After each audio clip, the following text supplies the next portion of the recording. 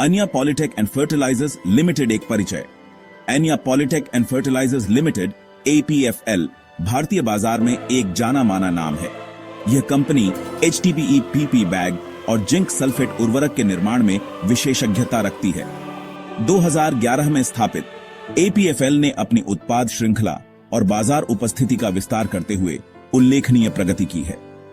यह कंपनी 3 मुख्य क्षेत्रों में काम करती है: बैग निर्माण, उर्वरक और पर्यावरण समाधान। APFL के उत्पादों में उच्च गुणवत्ता वाले HDPE और PP बैग शामिल हैं, जिनका उपयोग अनाज, चीनी, यूरिया और सीमेंट जैसी वस्तुओं की पैकेजिंग के लिए किया जाता है। इसके अलावा कंपनी पौधों में जिंक की कमी को दूर करने के लिए जिंक सल्फेट उर्वरक भी बनाती है। APFL की उत्पादन क्षमता प्रतिवर्ष 750 लाख बैग से अधिक है और इसका वार्षिक कारोबार RS 100 करोड़ से अधिक है। कंपनी की मजबूत बाजार उपस्थिति और गुणवत्तापूर्ण उत्पादों ने इसे एक विश्वसनीय नाम बना दिया है। APFL का उद्देश्य किसानों और उद्योगों की जरूरतों को पूरा करते हुए टिकाऊ और नवीन समाधान प्रदान करना है। APFL की शुरुआत अन्या पॉलिटेक प्राइवेट लिमिटेड के रूप में हुई थी। समय के साथ कंपनी ने अपना नाम कई बार बदला और अंततः 2023 में अन्या पॉलिटेक एंड फर्टिलाइजर्स लिमिटेड बन गई। इस दौरान कंपनी ने अपने व्यवसाय का विस्तार किया और नए उत्पादों को शामिल किया। शुरुआत में APFL मुख्य रूप से HDPE PP बैग के निर्माण पर केंद्रित थी। बाद में कंपनी ने जिंक सल्फेट उर्वरक बाजार में प्रवेश किया, जो किसानों के लिए एक महत्वपूर्ण आवश्यकता है। इस विविधीकरण ने कंपनी को अपने राजस्व स्रोतों का विस्तार करने और जोखिमों को कम करने में मदद की। आज APFL एक बहु उत्पाद कंपनी के रूप में खड़ी है, जो विभिन्न क्षेत्रों की जरूरतों को पूरा करती है। वित्तीय वर्ष 2024 के लिए APFL ने RS 84 करोड़ का राजस्व, RS 11 करोड़ का परिचालन लाभ और RS 55 करोड़ का शुद्ध लाभ दर्ज किया। जून 2024 के लिए कंपनी की बिक्री RS 39 करोड़ थी, जिसमें RS 54 करोड़ का शुद्ध लाभ हुआ, जो पिछले 12 महीनों की तुलना में 7% की बिक्री वृद्धि को दर्शाता है।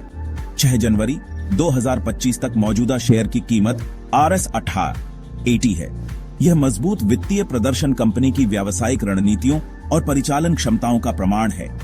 APFL की कुशल उत्पादन प्रक्रिया, लागत अनुकूलन और मजबूत आपूर्ति श्रृंखला प्रबंधन ने इसकी लाभप्रदता में योगदान दिया है।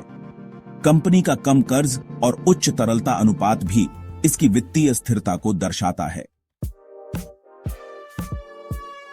हाल ही में APFL ने 44 करोड़ 80 लाख रुपए का अपना IPO लॉन्च किया, जिसमें 320 लाख नए शेयर शामिल थे।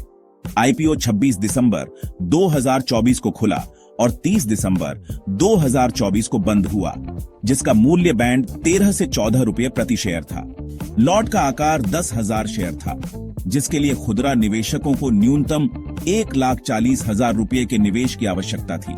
शेयरों को 2 जनवरी 2025 को NSE SME प्लेटफॉर्म पर 17 रुपये 10 पैसे के शुरुआती लिस्टिंग मूल्य के साथ सूचीबद्ध किया गया, जिससे 22.14% का लिस्टिंग लाभ मिला।